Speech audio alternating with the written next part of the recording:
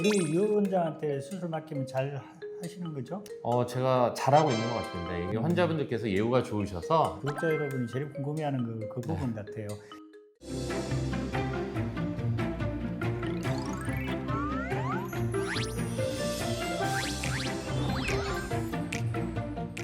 구독자 여러분 안녕하십니까? 오늘은 발 중에서도 환자분이 족저근막염 다음으로 많다고 보여지는 무지외반증. 네. 무지라는 건 엄지발가락이죠. 네, 엄지발가락. 네, 엄지발가락이 바깥으로 외반, 네. 바깥으로 휘어졌다. 이 병인데 환자의 만족도가 최고다 하고 제가 칭찬을 맞이하는 우리 류승일 원장을 모시고 이야기를 해보겠습니다. 복동 임천병원에서 일하고 있는 류승열 원장입니다.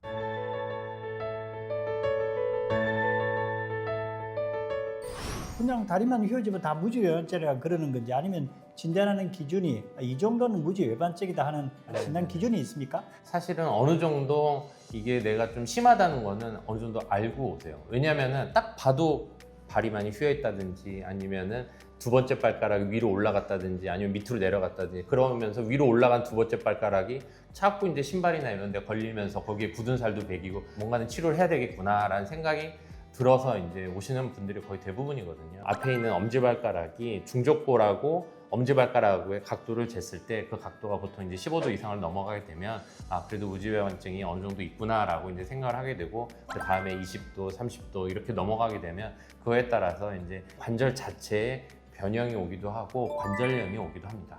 그 무지외반증이 걸리는 원인 어떤 게 무지외반증이 걸리는가? 무지외반증이 있으신 분들은 일단 자기 부모님의 발을 봐야 됩니다.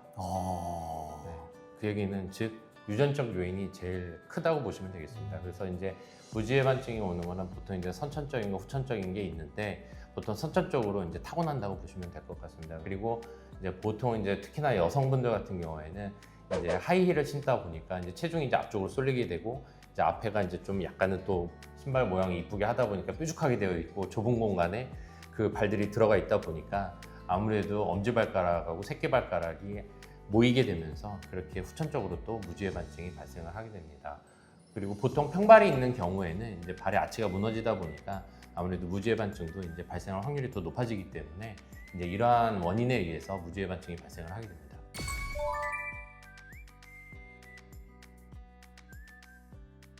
조금 휘어져도 굉장히 많이 아픈 사람도 있고 네. 많이 휘어졌는데 뭐 그런데 또 잘 견디는 사람도 있고 그 통증이라는 게 어떻게 해서 그렇게 아프게 되는 건지.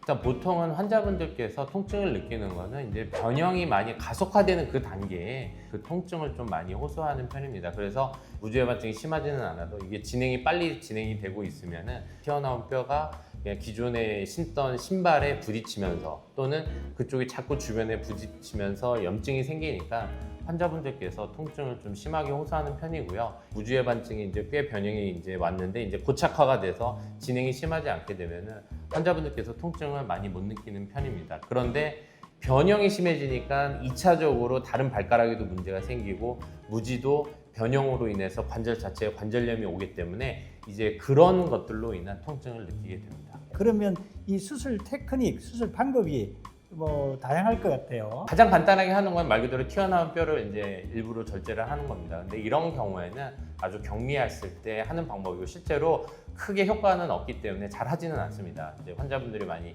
미용 목적으로 불편해하는 경우 아니면 사실 잘 하지는 않고요.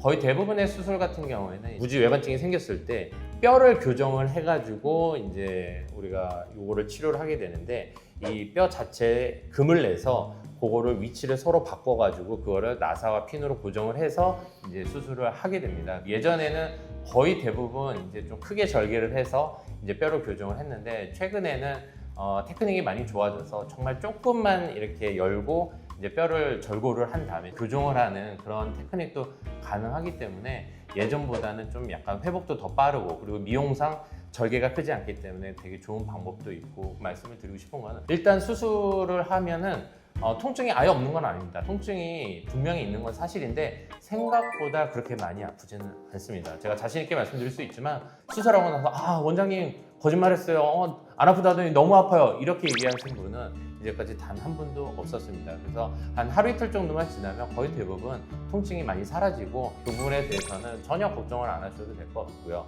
그리고 보통 이제 저 같은 경우는 수술하고 나서 3일 지나면 이제 보조기 신발을 신고 걷게 해드립니다. 그리고 한 3주 정도 지났을 때 어느 정도 안정이 됐다고 하면 본인께서 집에서 엄지발가락을 위로 올렸다 내렸다 하시면서 재활치료를 하면 되기 때문에 여러분들이 생각하는 것만큼 그렇게 굉장히 힘든 수술은 아니기 때문에 약간은 좀 변형이 심하고 발이 불편하시다면 너무 고민하지 마시고 좀 편안한 마음으로 수술을 받아도 될 것 같다고 저는 생각을 합니다. 우리 유 원장한테 수술 맡기면 잘 하시는 거죠?